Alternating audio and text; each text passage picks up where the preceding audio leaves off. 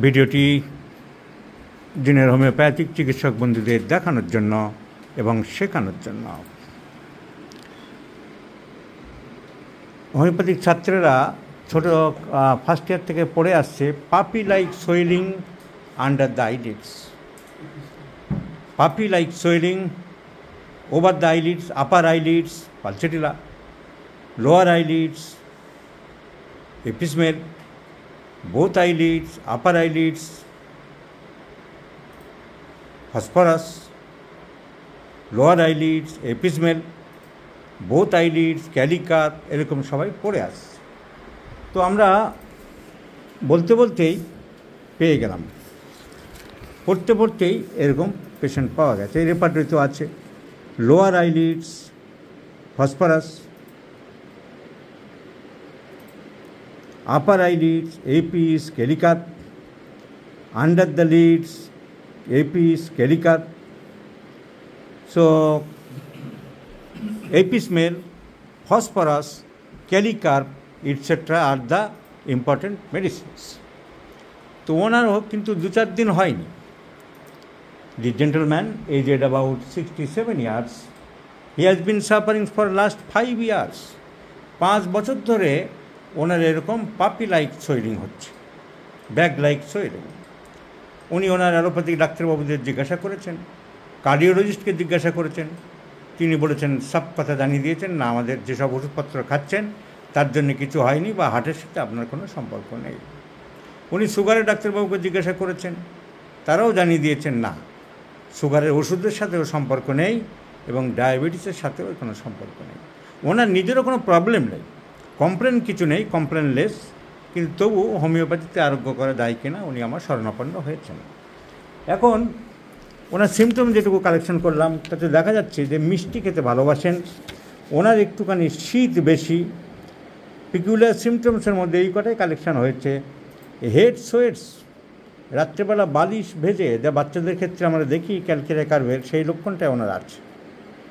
রাগ একটু হয়, তবে কন্ট্রোল করতে পারেন।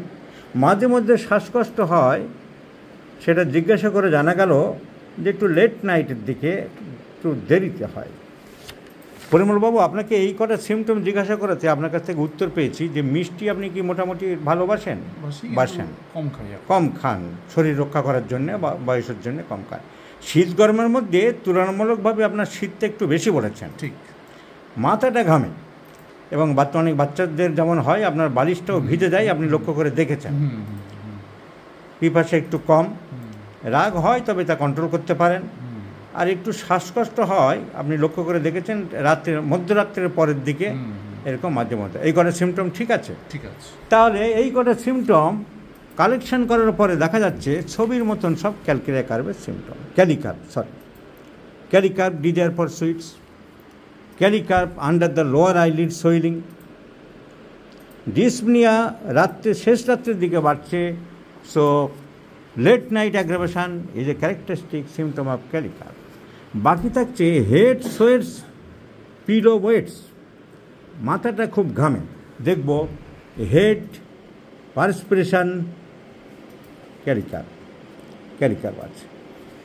আমরা দেখলাম আই সোয়েলিং, রেপার্টরিতে দেখতে হবে eye swelling under the lids, kali carb first grade. মিষ্টি খেতে ভালোবাসে, desire for sweets, desire sweets, kali carb. তাহলে চোখের ফোলাটা কভার করছে, শ্বাসকষ্ট শেষ রাত্রের দিকে একটু বাড়ছে, মিষ্টি খেতে ভালোবাসছেন, শীত একটু বেশি। ক্যালিকার্ভিতে চিলি পেশেন্ট, নরেন ব্যানার্জি পড়ছে, তারা দেখবে পরিষ্কার লেখা আছে শীতার্থতা। Head sweats profusely, ক্যালিকার্ভ।